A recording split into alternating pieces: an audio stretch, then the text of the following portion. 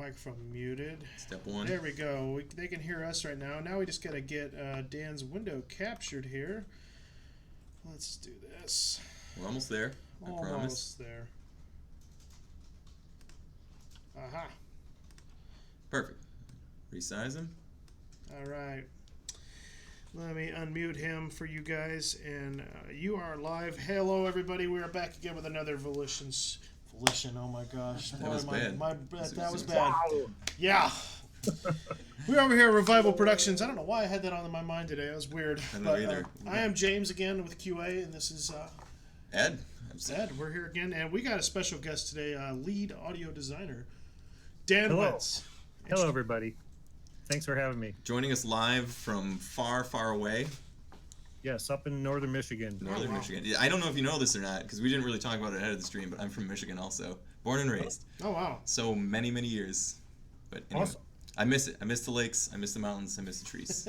We don't have any of those. Nice. It's very nice up here. It's very flat here. A little bit closer to me, too. We have, Dan's actually, this timing of this interview is really impeccable because we are dropping right along with us the soundtrack for the game. Just went up on Steam live minutes ago.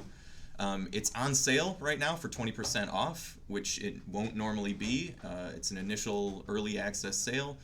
And for everyone that backed the game at Kickstarter and has backed to the appropriate level to receive the soundtrack, it is coming to you. The keys are going out shortly, so don't also buy it if you have a key coming to you. Just wait. They will be emailed out very, very soon. Unless you want to buy it. Yeah, you can go ahead and buy it. Buy another one. Yeah. By all means. Actually, they make great gifts. If you know somebody's into the super cool music, then pass it out to them. Also, if you hear the music that we play for everybody today, or you like what you've heard from before the stream went live, that is Dan's music, and that is available in the soundtrack right now. Should be up and live. You can just go to the Steam store page for the game itself, Overload, and it will Mother's Day gift ideas. That's good. It will link you to the DLC for the soundtrack. But enough of that. Also, I want to mention that the weekly challenge has officially closed, so we are not taking any more submissions on the weekly challenge. We'll get back to the rest of the weekly challenge information later in the stream after we've said goodbye to Dan. Yeah. But without further ado, let's turn it over. I'm going to turn over to James to start off our questions, and let's learn a little bit about our guest star for the week. So yeah, we're going to start off with just some of your history and background, and how did you get your start in the industry, and specifically the games industry? So I was in a music group that got a lot of exposure. After I was in a couple groups that didn't, I decided to finally break down and join a cover band. And now this wasn't the all 80s Billy Joel cover band, right?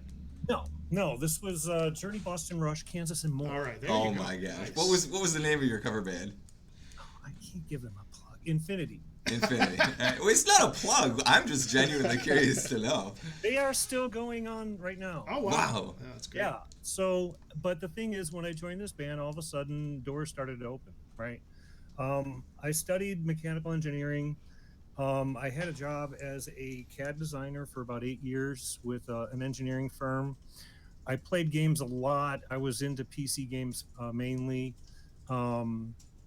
And this friend through the band, well, at a certain point in my career with them, I had gotten really tired of playing cover music, playing other people's music. I mean, prior to this, I had done nothing but original bands.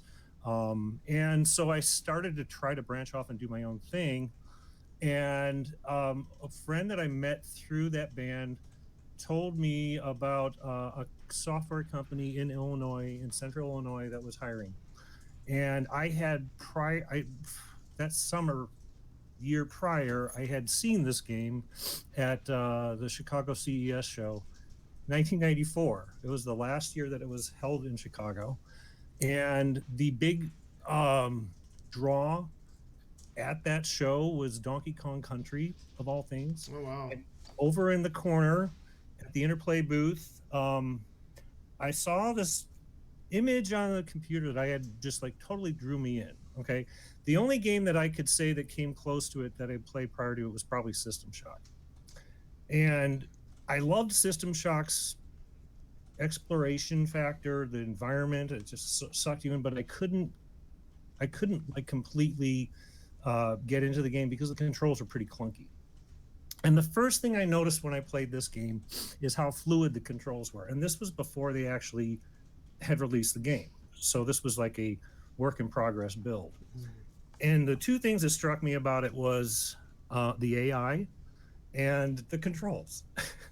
And there were like two things that were missing in almost every game that I had encountered up to that point. So I was very excited about this title coming up, and I got the demo and whatnot. So fast forward, this friend tells me about this company, and she gets as far as the name of the company, and I immediately dropped everything I was doing and started writing up my resume and preparing my demos. I showed up with a cassette tape and a 3.5-inch floppy.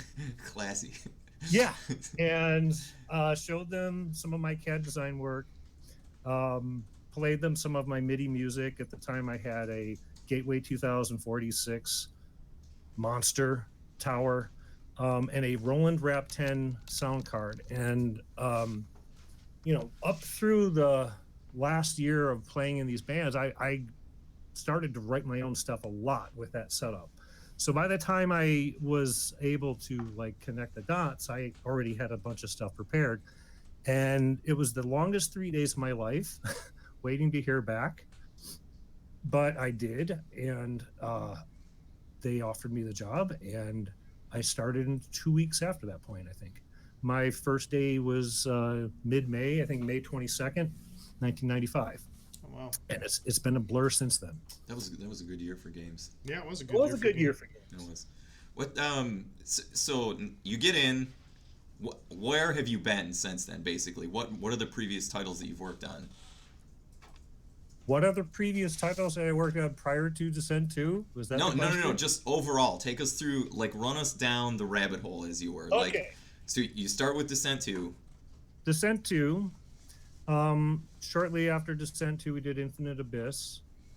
After that, we did a PlayStation port of Descent 2 that we repackaged as Descent Maximum. Free Space started up shortly after that. Free Space Silent Threat, followed by Free Space 2. Some of these were kind of intermittent. I'm just going to like go through the sequels as the name comes up. These are not exactly in order. And then Summoner 2. Those were our first foray into role-playing games. I had less to do with the in-game music. I mainly worked on cinematic music for those two games. And then Red Faction 2, Red Faction Guerrilla, The Punisher, Saints Row 1 and 2, little bit of 3 just at the beginning. 3 other titles I consulted for. I'm just going to mention V titles here. And I actually did a little bit of downloadable content work remotely at a studio in Hoffman Estates for Saints Row 4. Get Out of Hell. Oh, wow. Wow, I didn't know that. Yeah. That was kind of cool because I got to see what these guys have been doing all this time.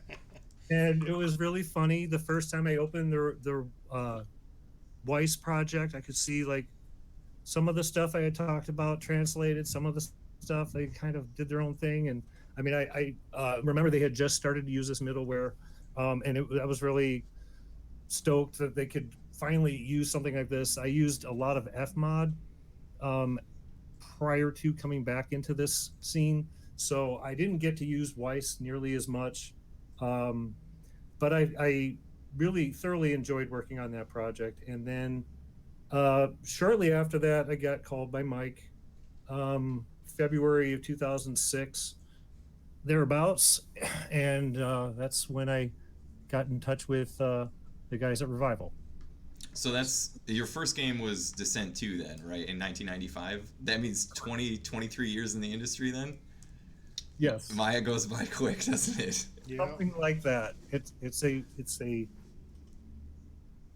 mad blur right now, but a lot of fun. Yeah, that's really cool. Like I said, I was playing. I was a pretty young lad playing Descent 2 back in the day. So, growing up, my older brothers were the ones getting those games, so I'd always kind of tag along and play in the background. Awesome. But going back a little bit into your personal history. Now, you said you went to school. It didn't sound like you necessarily were in school for games at that point, or Right. So I originally started at music theory, and I remember my audition, and I got in, and everything seemed great. And on the way back, this was at Illinois State University. At the way back up to the west suburbs of Chicago, where I lived, I was driving with my dad.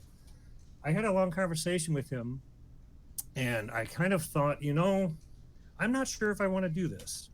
And the reason why I wasn't sure I wanted to do this is at the time I projected forward. I thought, well, all I'm going to do with the music theory degree is teach. And I don't have a lot of patience. And I really don't see myself being a good teacher. So I want to try, I told my dad this, I want to try my own thing.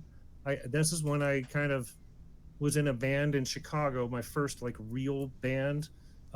Did that for about 2 years. And the beautiful thing about my dad is he completely backed anything I would dream up. He was 100% behind it. Some parents would say, no, you're going to school. You're going to go to school and you're going to like it. But bless his heart, he let me learn the lessons in my own way.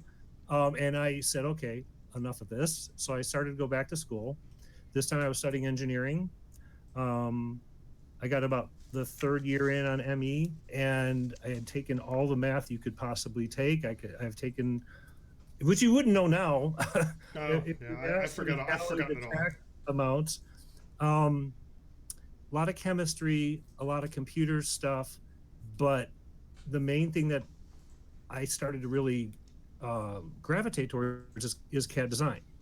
And it was the one thing that it just came so naturally to me. I know that like in my math background, geometry and trig were like the two subjects I took that I never opened the book. And I just I understood it all. So that kind of translated to level design pretty quickly. I was doing like mechanical engineering, like assembly drawings where there were blow up 3D isometric drawings of like all kinds of stuff and very intricate stuff. The program I was using at the time was CAD Key. And I think they've dissolved into something else now, but that was like the best CAD program at the time, I felt. So that kind of prepared me for, and I had the music background. I had played piano pretty much my entire life. I started lessons at about maybe age 5. All the way through junior high, I was with up to 3 teachers, and then just, spun off and started doing my own thing with that. So that's a long way of saying how my background kind of. You said you started with the piano, but what other instruments do you play or have you played? So I played drums and bass. So I think I've got a pretty good sense of rhythm. Okay. And a good clock because of that. I really enjoyed playing drums, but they were just a little bit too loud. I was a drummer as well. They're also like way hard. Well, I mean, back then they were like way hard to move around. They're like the bulkiest of the instruments, but next to piano, right? That's the only other one. I called myself a percussionist since I wasn't necessarily a drum set player. I played everything. Well, technically, the piano is a percussive instrument. It is. Yeah. It's a striking instrument. So, that's kind of like the one instrument I wish I could play is guitar. So if you hear a lot of mimicked guitar in my material, that's probably why. That's fair. Because I am very jealous of people who play guitar. That's awesome. So what turned you on to music? As you said, you started playing piano when you were a kid. Like, what really kind of interested you in music at an early young age? There too, my dad was an influence. He indirectly got me into music because he used to do chores around the house and play music in the background. Like he used to blacktop the driveway or whatever. And he'd play a lot of Johnny Cash and he'd play a lot of Beatles. And I was like, Dad, what are you listening to? And so he started to like let me listen to some of his collection, and I really started to appreciate the stuff. And I had a cousin who lived in Oklahoma City named Steve Wentz, who also played piano. And we kind of had a competition thing going. So we would visit every year, or they would come up and visit us. And every year that we were together, he and I would meet at the piano and pretty much have a showdown and see what I had learned or what he had learned in the previous year. And those were the two big motivational factors that started me in it. And it just kind of grew up from there. I mean, it led to my interest in progressive rock. I guess the first album I bought was Dark Side of the Moon. Great album. And the thing that really struck me about it is their ability to combine sound effects and music and weave them together into kind of like a unique soundscape that completely created its own world. And I had never heard anything like that before. So I did a lot of breaking down, how did they do this? How did they do that? And, another thing about Pink Floyd is a lot of their effects were all synthesized. Yeah. So some stuff that was organic, and there's some stuff that was synthesized. And I really liked how they combined those elements. And that led to other bands that were doing the same thing. Rush, obviously, was doing a lot of that with the 2112 album. So those were probably like two big influences for me in terms of progressive rock and keyboards. And that's like propelled me all the way up to current day. Any band that I'm into now was influenced by those bands. Yeah. I can tell you definitely. My two favorite bands right now are Dream Theater and Sons of Apollo. Oh, that's awesome. Yeah. So I got to ask, favorite Pink Floyd album, and then the most underrated Pink Floyd album? Animals and Animals. I can go with that. I mean, it's only fair. It's only fair. Stepping back from just pure music for a second, you did say that you played games earlier on. So I'm going to ask, what do you have a favorite game, or at least a couple of favorite games? Something that you go back to? The first PC game that I played, I don't know if I mentioned that, was F-19 Stealth Fighter. Oh wow, that's Sid Meier, sure. I think, did that. Yep. Yeah, and I think I heard that he made a bet with somebody at a bar. He was at some bar somewhere, and he saw this arcade game, a flight simulator game, and he said, "You know what? I could make a better game than that on a single floppy disk." Fantastic motivation. And that's how that thing was born. So yeah, that was. And for console games, I was a Sega guy, so I had the Master System and the Genesis. My favorite game for consoles at that time was probably a real-time strategy game called Herzog Zwei. Oh yeah. Good luck finding it. I've heard of it, but I've never played it. It was a game that was incredibly far ahead of its time. Sure. And to use this stinking controller pad to do all the functions in that game, it was pretty crazy. So yeah, when Command and Conquer came out, I'm like, where'd you get this idea? Yeah, right. What about, do you play anything now still, or no? Well, as I have time, I'm a big fan of the Battlefield series franchise up until 3 and 4. I've been following the Nations at War mod community that they're they're going to do another update soon. So I've ever since DICE released that in 2002, I've been pretty obsessed with it. Not too much into the hardline and Battlefield 1, but I'm anxious to see what they come up with they're coming back to the World War II era for the next one. So it's interesting to see how this kind of goes full circle. I play a little bit of iOS games. The thing is, it's funny, is with every update, more and more my apps are incompatible. So I just kind of gave up and said, okay, I get the hint. So I'm back on the PC for gaming, pretty much full time. So do you remember what your first video game you've ever played was? Or sometime, maybe it could have been an old game, any game that anything that stood out to you. The first game that I was really, really into was not a video game. It was pinball. Oh, wow. And a lot of that came from my influence of The Who and the Pinball Wizard. Pinball Wizard, oh, yeah. Yeah. And, I was drawn to that whole world. I mean, we go to the amusement park and I'd be playing pinball almost the whole time, and That's I really got into it. I liked it a lot. I guess I had like decent hand-eye coordination, and it was kind of skillful game. And it's kind of something that things are getting pulled further and further away from these days. But I think the first game that I played, the console game, was probably on the Master System. I don't remember which one. It would probably have been one of the sports games that they came out with initially, because they had like great football, great baseball, great blank, fill in the word. Sure. Yeah, so those were probably the first ones. You've listed like a ton of games over the course of this conversation we've been having, but what about, is there one that stands out to you for having like a favorite soundtrack or just a general vibe to the sound of the game as a whole? Something that you always kind of remember or think back to often? Probably Free Space. Free Space. Yeah, I mean, I remember the day I was playing Wing Commander, one of the Wing Commanders, and it was prior to entering the industry, and that game really drew me in, and I said I pretty much decided with that experience that was what I wanted to do. That's awesome. So when I finally got the chance to read like the not the script but the initial pitch for Free Space, I was like, wow, this is it. I finally the opportunities finally come. I finally found the opportunity to do this in. So yeah, that's a special game for what was it about that soundtrack that you really were like, yes, this is my jam? Like, what was the actual technical thing that you liked the most? Well, it was the first game that I kind of got to use a little bit more like a wider range of instruments. Orchestral instrumentation was a lot of fun. Doing a lot of the choral parts, the arrangements, really satisfying.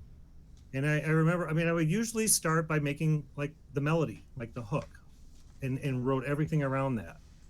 And it's the kind of thing that once I finally figured out, okay, this is the style, this is the pipeline, this is the format, it just kind of all swelled and snowballed from there.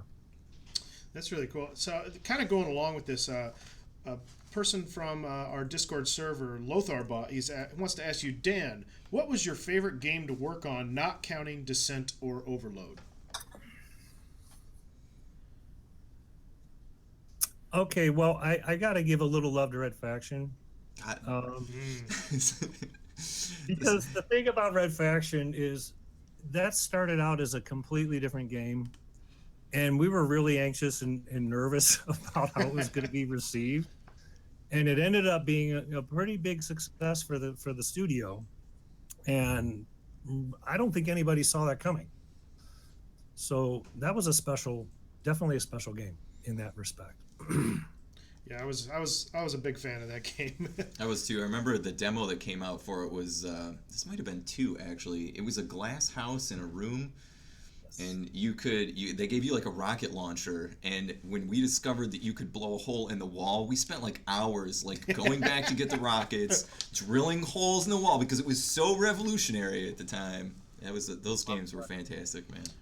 Yeah, it was a lot of fun. Did you just do music for Red Faction, or did you do a lot of sound effects? I did sound design. I started doing level design for it, but it was more, I was gravitating more towards audio and music at that point. I think I started doing mission design in Free Space at one point. Oh, wow. But I pushed like, a lot of, like the deeper we got into things, the more it became clear that I have to pick a topic here. So the thing is, it's good to have a background in and an understanding of how 3D environments function when you're doing sound for them. But yeah, I was pretty much doing sound, music, and I was there for the voice, at least engineering it, breaking it down after it was recorded. We had voice coming in from all over the place. Some of it was recorded in town, some of it was recorded in Chicago, and most of it was recorded out in California. Would you say that you have good hearing, or that you're like an audiophile? Because I know a lot of people that are into music or just sound in general are like real particular about headphone setups, speaker setups, all of that stuff. Are you in that group too? Well, most of my money is invested in the stuff that goes through those speakers. So, That's fair. I thought about that question and I was like, if I really wanted to call myself an audiophile, I would have to like totally reevaluate my setup here. I'm all about what is pushed through those wonderful, speaker cones. I'd like to think that I have good hearing.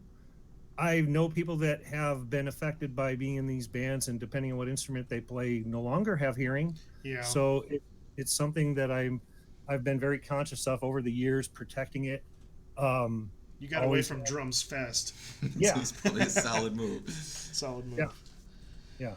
Yeah, my brother, he plays in a lot of bands as well, and he's always wearing hearing protection these days, just because he already started noticing, and he's only in his mid 30s, that he's losing hearing just enough where he's kind of scaring him a little bit. Yeah, well, when you have like a ringing in your ears, that's like that frequency range is dying, and you won't be able to hear that range, and it's kind of an irreversible thing. So it's kind of scary when you break it down and think about it. So we got another question here from Haunted Perez. He says, does Dan have any in-game song that we can hear right now that he's particularly proud of, and why particularly that one?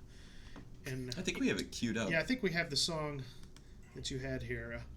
Yeah, we did our homework on these questions, folks. We try to anyway. Turn the audio up just a little. I don't want anyone thinking this is like a professional operation, but it's the next best thing that we could come up with here. So I got the song. It's called Hidden Grind by Dan Wentz himself. Now, you want to tell us a little bit about this track? So this track was initially a revision for a boss track, and this is late in development. I think this is the last in-game song that I wrote for the game. And the cool thing at this point is it's a lot of the stuff was just, I was an autopilot at that point. This song was pretty much thrown together in a day.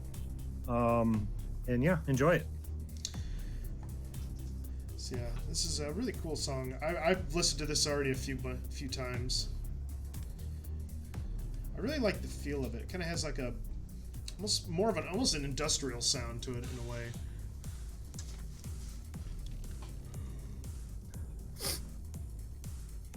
But maybe we'll play this whole track possibly here at the end of the stream for everybody, so we can move on with our questions.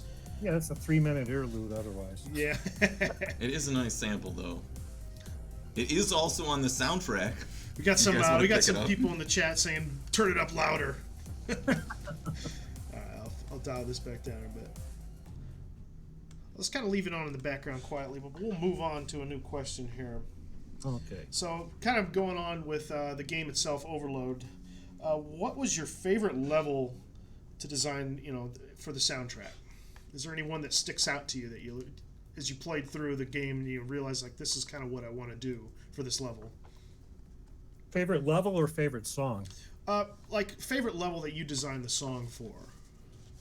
Oh, Syrinx. So we had another question We do. from a forum. He said,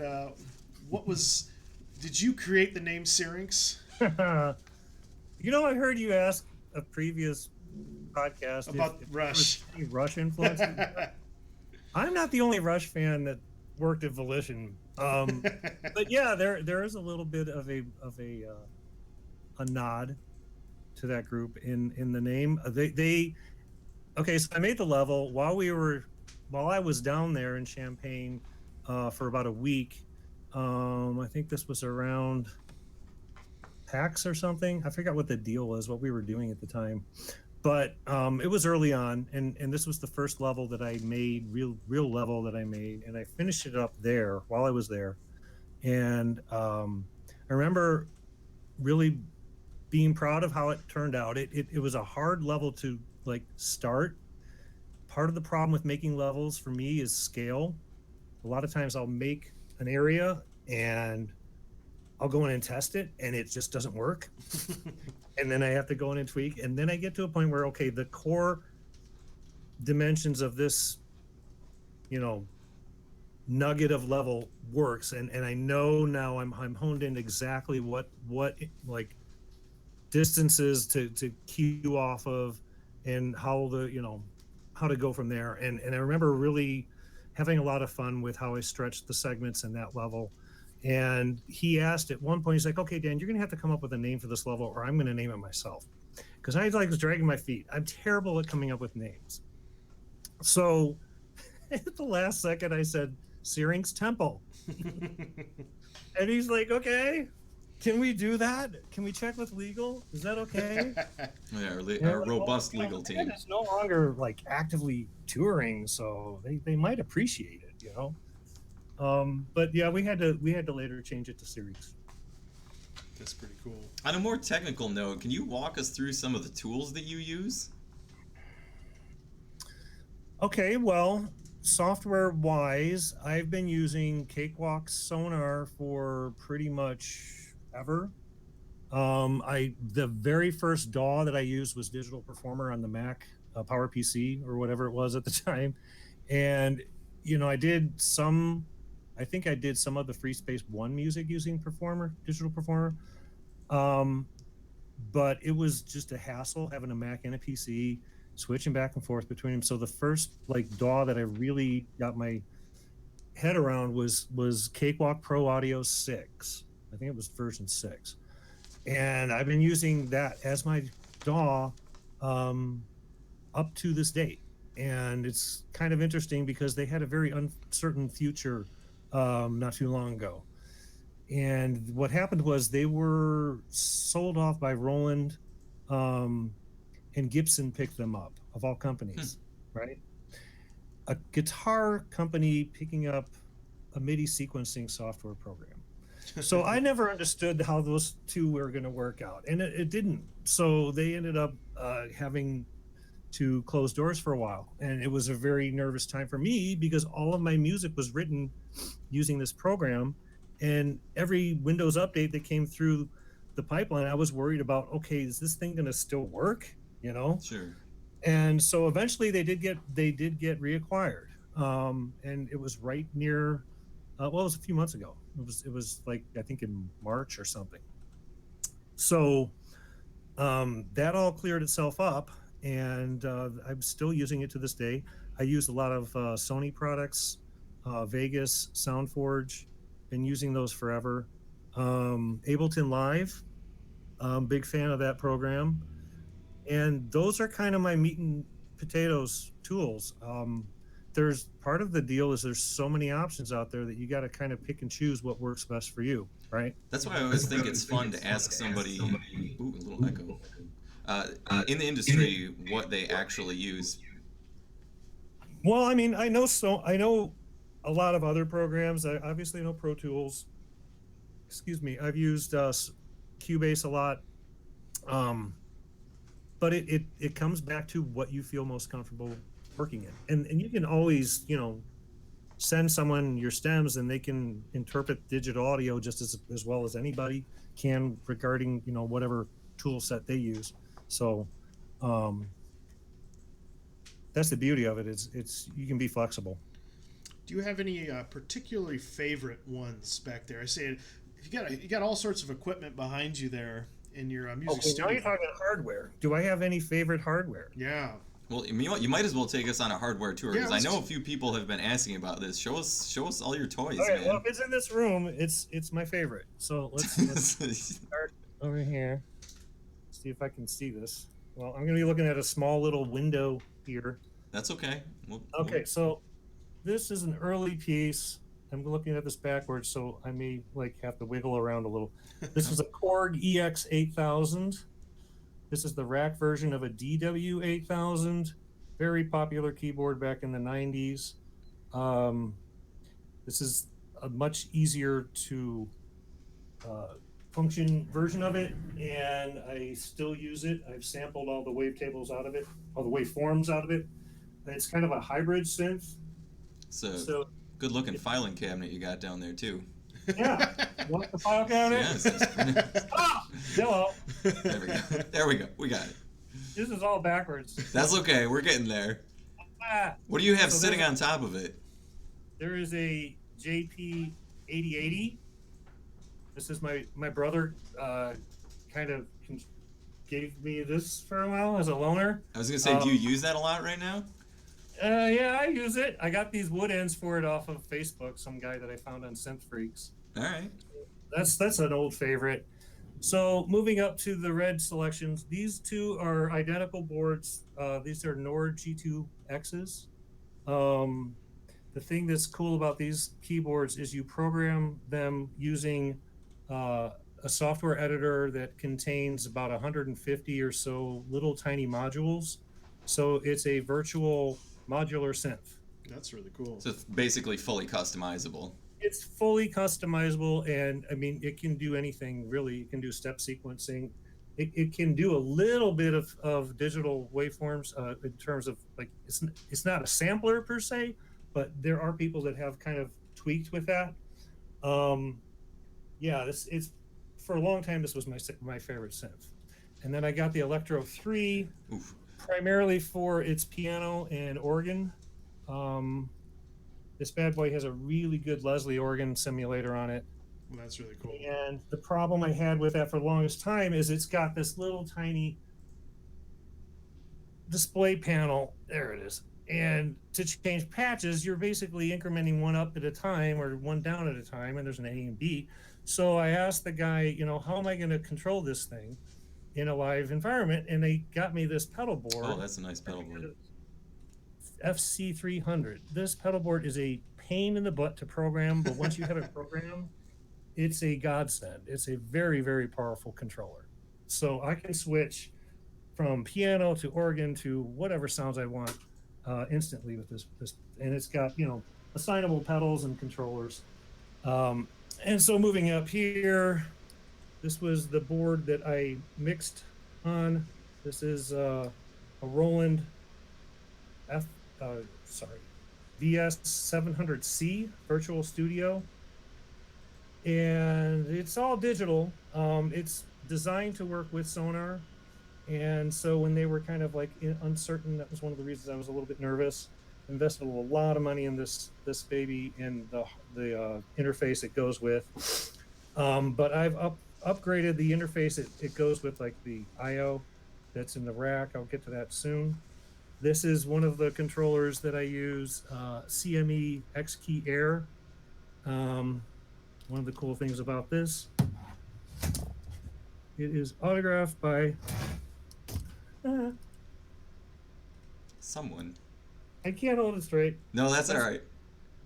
You'll have to tell us who it is, because I cannot figure out who that is. All right, anyone guess who that is? That's Jordan Rudis. He signed that for me at Keyfest at Sweetwater. That's really cool. Yeah, so moving over here. Oh man, I'm running out of slack. Okay, so these are my Access Virus C and TI2. These are extremely powerful multi-timbral hardware synths. I use them quite a bit. The thing is, the C has its own character, and the same thing can be true of a lot of these synths. Is like they go through these generational upgrades, and there's certain things about the previous versions that you just can't replicate, and it's usually got a grungier, dirtier sound. Digital is not always better. Sometimes you want it to have a little bit of growl, a little bit of attitude. And so let's go down here. This is a very early piece. This is a Roland XV5080. I used this a lot back in the day. This is one of my first tone modules I bought for home. It's used a lot in Red Faction. And below that is my Nord modular rack. So this is the previous version of the G2X. And as I was saying earlier, it's got its own little character, flavor, grunge. So that's one of the reasons it's kept. There's my new audio interface. That is an RME 802 rock solid interface. The one below it is the Roland 700R that goes with the control surface, but I don't use it anymore. And then we go to the last bit here. These are my two Moogs that are working. I have other Moogs that are in storage.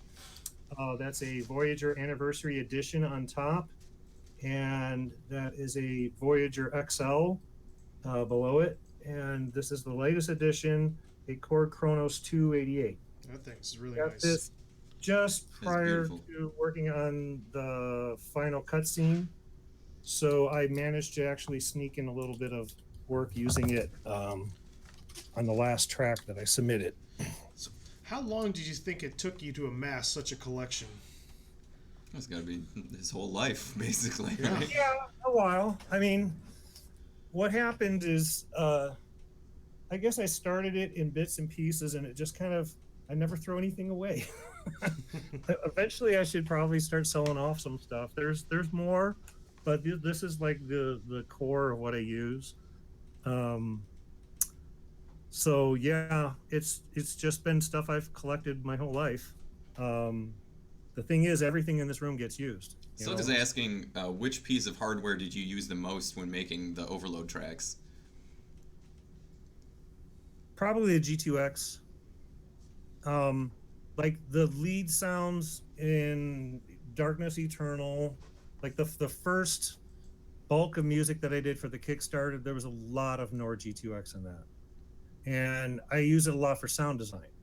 I use it for pretty much, anything that makes sound. It's just an indispensable instrument. I don't even think of it as a synthesizer. I think of it as, most of these things, they're kind of living, breathing instruments to me. Chili wants to know how many keyboards you can play at one time. I think as many as I have the ability to touch. Not All of counting- them, 6. Yeah, there you go. Getting into some Well, if I had- Emerson, Lake and Palmer style performances there. Yeah, if I had Taurus pedals, then I could actually say 3, but I think 2 is a good limit, realistically. So walk us through a typical day. I think we might have already kind of got this a little bit earlier, but like, say your day was set on, or you're working on overload today. Walk us through a typical day of what you'd be doing. So yeah, I wake up pretty early. I have my wife is a principal for a school, so she's up very early, and I start my day usually right after she leaves. And so I'm like about 8 o'clock in the morning. I get started up.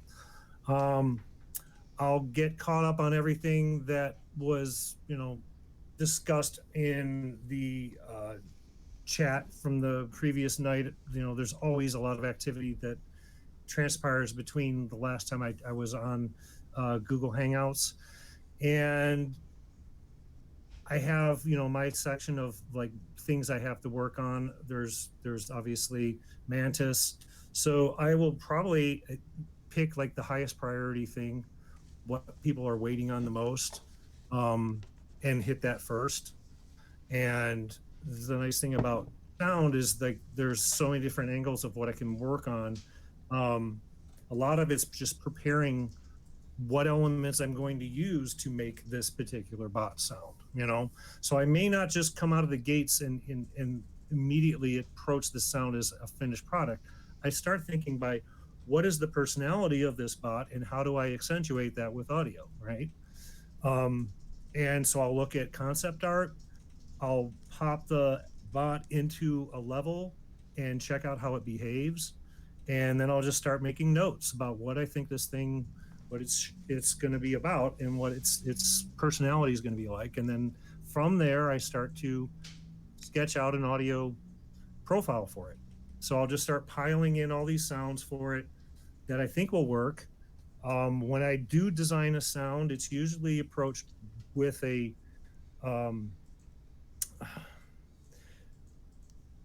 way to make the sound as organic and random as possible. And the way we usually do that is we deal with sounds in different layers of frequency range. So a lot of our sounds will be combinations of high, mid, and low frequency range elements that cycle themselves. So when the whole montage plays randomly, it sounds more live and organic. And so one of the advantages of doing sound design that way is we can tweak a little bit more thump or soften a little bit more transient, or if we want to make an upgrade to this weapon, well, we have a basis to work off of. We can throw in one more layer, pitch down the previous layer, and instantly they sound related. Speaking of specifically like the Foley design, are most of those sounds entirely artificial, or do you ever capture like live sounds to use in the game? A combination of both. So I have been collecting sounds uh, pretty much my whole life. If you play keyboards, if you play with samplers, it's just something you can't escape from. And I have a huge collection of animal sounds. We have 4 pets. We have a very vocal husky, and a lot of elements I've borrowed from him. Actually, Completely fair. Completely fair. yeah. So, was there any like recurring challenges, especially related to audio, throughout this development process? Like anything that really troubled you at any time? Like any type of iterations of sounds that you just couldn't get right that took a while to do? I think that the challenge, like how we were going to do ambience, was something that was kind of like, I'm not sure how we are going to do this at first, and I remember really spending a lot of focus time breaking down the what this editor could do out of the box, because I didn't want to say to these guys, hey, can you create me a tool to do this, right? So once I got more familiar with the audio capabilities inherent to Unity 3D, it became pretty clear that we could use just what they provide right out of the box to tackle this. And for the longest time, the problem with doing ambience is transitioning between a three-dimensional monophonic sound, which you can place in space and you're walking towards and you know it's over here, and transitioning that into a 2D stereo sound when you walk into this area and now it's all present, it's all around you, it's omnidirectional, right? And I tweaked with the parameters until I got it perfected, but there too, it was just a real simple test level. And that test level became like, they were saying, well, we got to have an update, who's going to talk about an audio update? I was like, hey, I got an update. So I talked about the audio ambience, and that was something I just kind of uncracked by just fooling around with the editor, well, the Unity editor. That's really interesting, because the ambient audio in this game is really cool to me, especially just the way it's from when I first started to now. I feel like it's definitely changed a lot as well. I remember doing quite a bit of work with you specifically about tweaking the ambience in several levels, so we got there. It sounds great now. We got there. So, like we could tell right now, you work remotely. Now, how do you think this impacts your workflow? Do you ever find it to be challenging at all? Sure, I find it. You've got to be disciplined. You've got to really treat it like a normal job. Get up every day at a specific time, get into a routine, and treat it like you're in an office. And that's kind of what is. It takes discipline. So you're telling me you rarely work in your pajamas, just to be clear? Oh, never. I never. Okay. Or I've got busted for that. Or what about that the giant husky, the vocal husky? Is he ever nearby? I've got some requests to see him. Sometimes I've had occasions where I let him out. He's like really into routines, right? He can't help himself.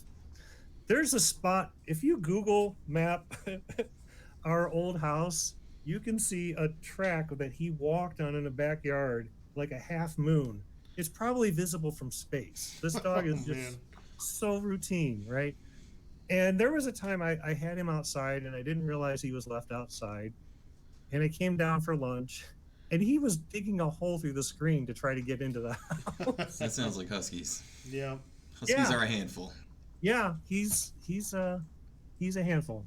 And my wife loves to hate him.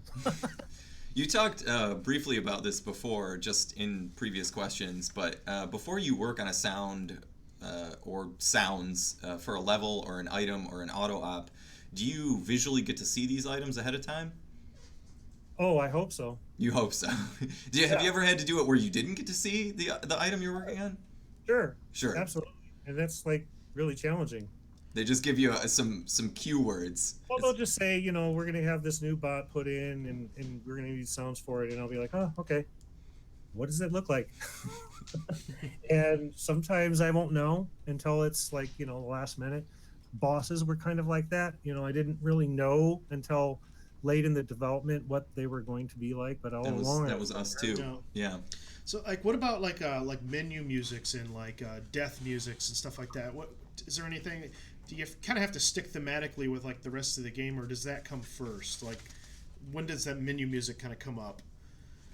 So the menu music, the main menu music was selected before I even really joined the team, and it never really budged since then. And that was a song that I wrote 7 years ago. Oh wow! There's 2 songs in this game that were written a long time ago that Luke really he picked them, and I'm like, okay, those are good picks. I'm glad you picked those. And it's really interesting. I mean, this is like a testament to persistence. Like, if you just record everything that you make, eventually you'd be surprised where some of it might end up. I think like later in the development, it just became more and more autopilot, like easy to write music. On that, we have a user from the Discord chat. Lotharbot asked, "What is the most unusual thing you've had to do to create the perfect sound?" Well, I'm not always at my studio to have, a way to capture things. So a lot of times I'll verbalize or record on my phone a melody or a tone or something that I have in my head that I just have to get down. I'll use my phone for that. But I not really in a position where I'm like doing a ton of field recording. A lot of the stuff I have is either synthesized and or library based, but it works very well for sci-fi in that sense. If we were doing like a more organic open world game, I'm sure I would be outside with a boom mic and just recording everything not tied down. But again, you choose you pick your poisons, and most of my investments are instrumental at this point. So we got another question here from the forums, and actually these both kind of go together. But Yoshimitsu asks, "Is like he loves the AutoOp sounds in the game. He's wondering where they kind of came from. Like, what kinds of stuff were recorded and distorted to create those bone-chilling sounds, as he so says." So those were a mixture of organic and synthesized sounds. A lot of them were done using wavetable synthesizers and FM synthesizers, blended together with just organic, natural elements. And I think that a lot of them were done with a program called Morph. I'm trying to remember who makes it because it's changed hands a few times. But it's basically a VST effect where, depending on the DAW you use, you can set up like a stereo bus pass through to treat it as a classic vocoder of type, where you have a fundamental and a carrier, and you use the combination of these 2 elements in real time. It'll have like an XY pad on it, and you can actually record gestures with your mouse movement. I did a lot of that with iOS iPad apps as well. Just how the bots would vocalize and stuff. A lot of that was just hand wiggles and whatnot on one type of a controller or another. So yeah, that's kind of in a nutshell how those were done. So one person asked Talmaro, he's really interested about the Golem sound effect and where it possibly came from. I think that has kind of the bone-chilling kind of scream and as it rushes towards you. I think that was I think part of that was one of the dogs. We have 2 dogs. They're very vocal dogs. We have a Siberian Husky, and we have a Pomeranian who thinks he's a husky. And the combination of the 2, we have 2 cats. So I'm recording these animals all day, like all the time. Miasmic from Discord wanted to know, what are the general feelings that you wanted to evoke from the sound design, and how did that influence the techniques and tools that you used? Well, I wanted to have a sense of fear, a sense of like, how big is this thing that's growling at me? I can tell just by its sound.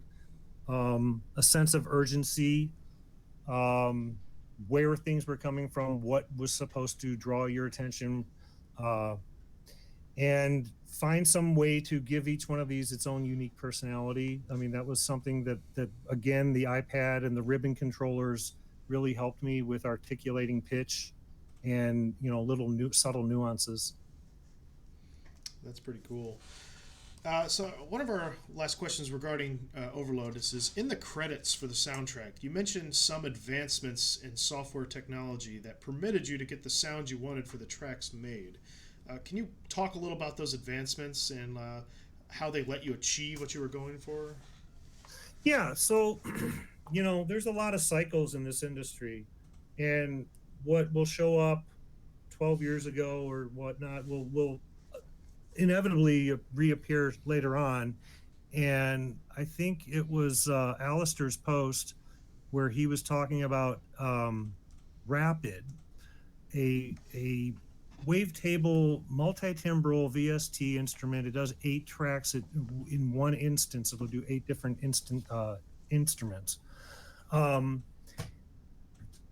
so I thought, well, it makes sense that we both kind of have a similar palette to work from at the same time that we have some diversity. So I went and checked out this program, and I got to say, I was completely impressed by it.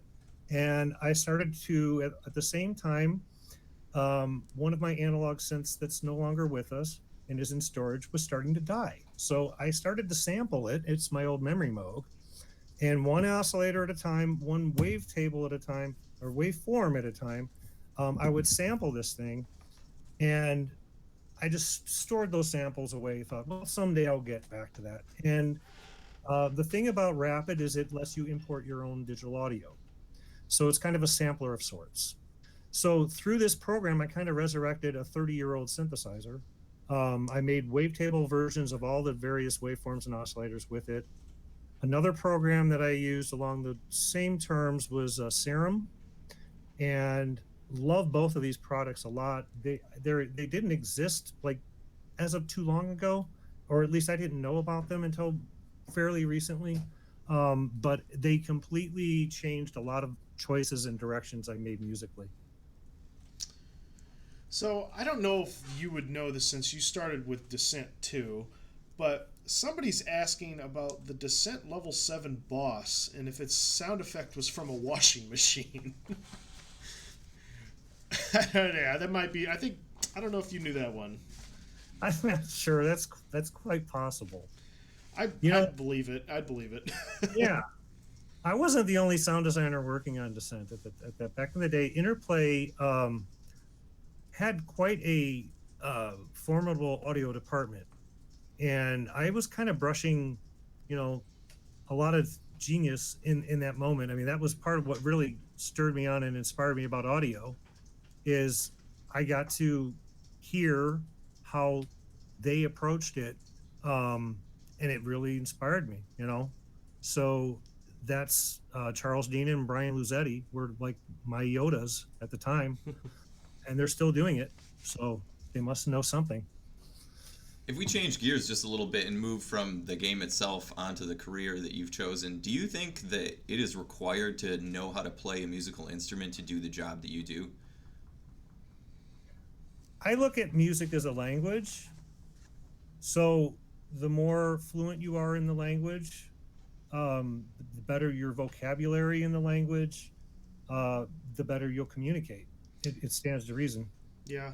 As I said, like there's a whole new section of kind of almost musicians these days who are all doing it all electronically, almost right. Either sampling or that might not even be playing an instrument themselves, but they're creating music. It's kind of interesting.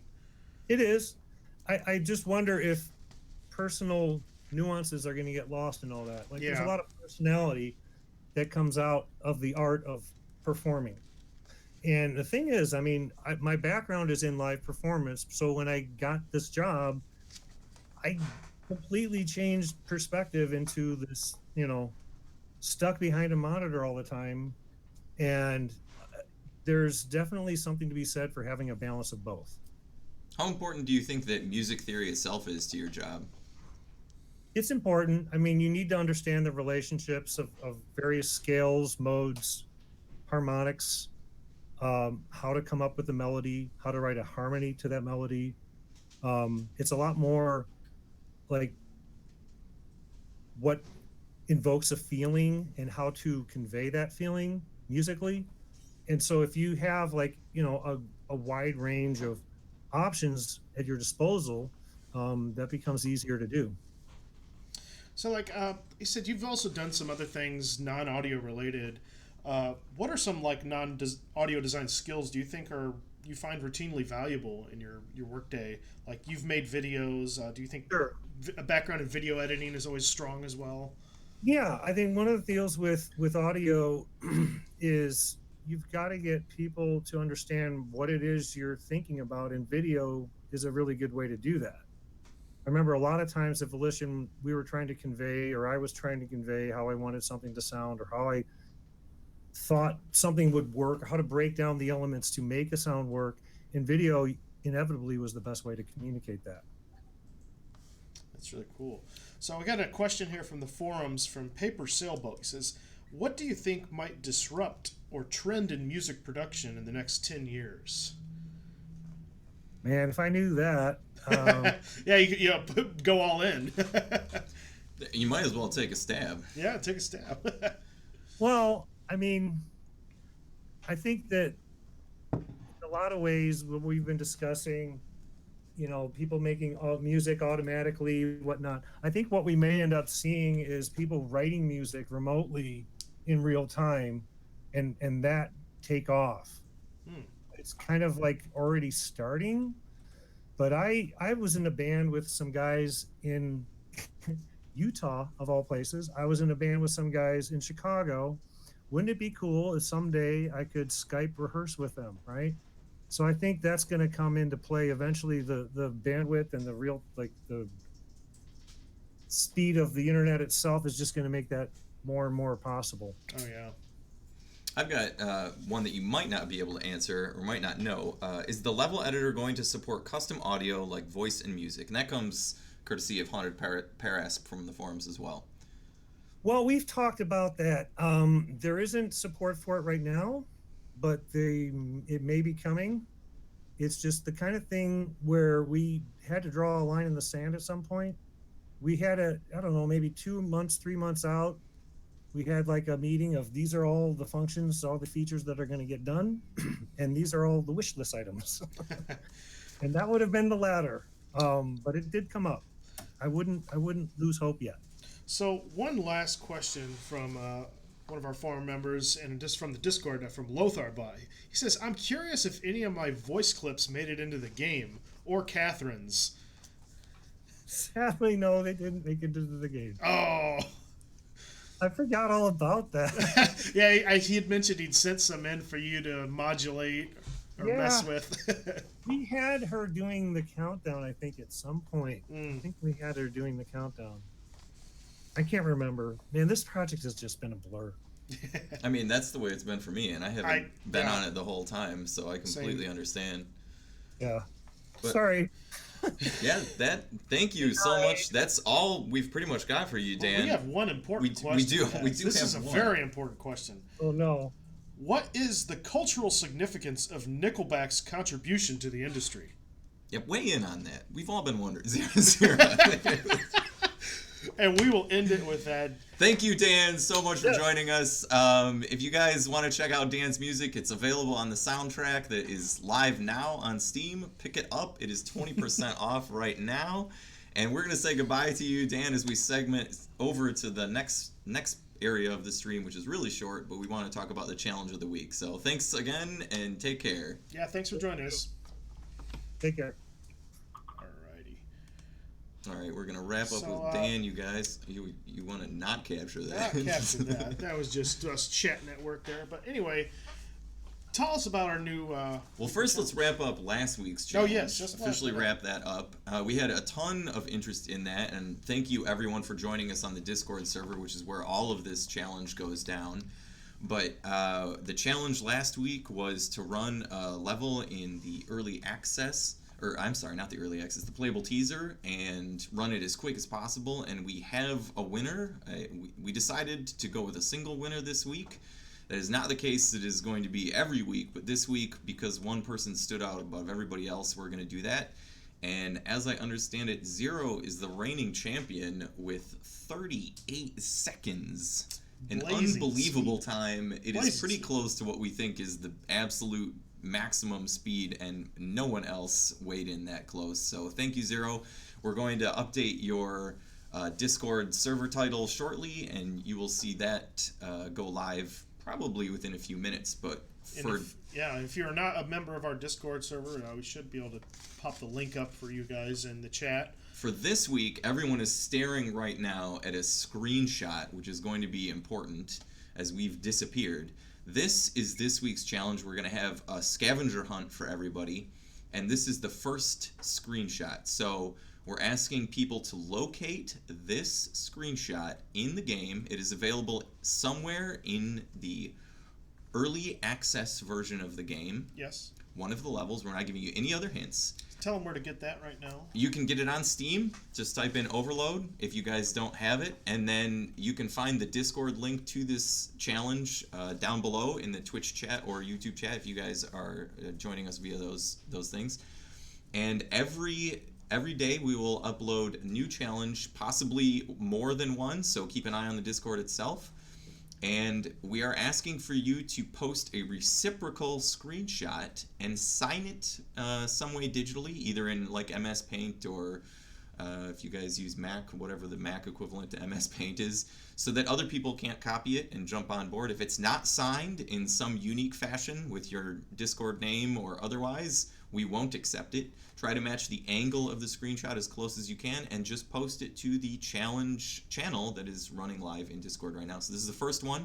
We're going to take points for each person. The first person gets the most points, and it will go down as you succeed. I believe we decided on Mario Kart rules for points. Yeah, Mario Kart rules. So it's 9 points for first place, and then each place there below gets less and less points until you get to the 10th place, and everyone gets a point, I think, for submitting just a screenshot. Yeah.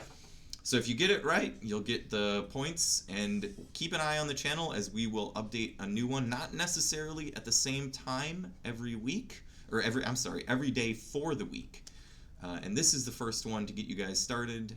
We look forward to something that isn't quite as geared towards Twitch reflexes as last week's. I have faith in you guys. This is going to be a good one. We spent a lot of time on this. I'm super excited for it. And I think that pretty much wraps it up for us today. Coming up Saturday, we're not quite sure what we're doing Saturday. We may fill you in a little bit more later down the line on social media and on the Discord server. See what we're doing, but we're still going to be streaming Saturday at 2 p.m. Central Time. There's a very good chance it will be something very exciting. It could be very exciting. We can't talk about it because we can't commit it. But go ahead and switch this over here. Like I said, May 12th on Saturday, we'll be back at 2 p.m. Standard Time. Thank you guys for joining us, and a big thanks to Dan for joining us and answering all of our questions. Silly or not, it was a very educational stream. And we're going to send you guys out with some of Dan's music itself. Yep. This is the track that we played in the middle of the stream. But we're going to bump it. All right. Thank you guys. Thank you guys so much.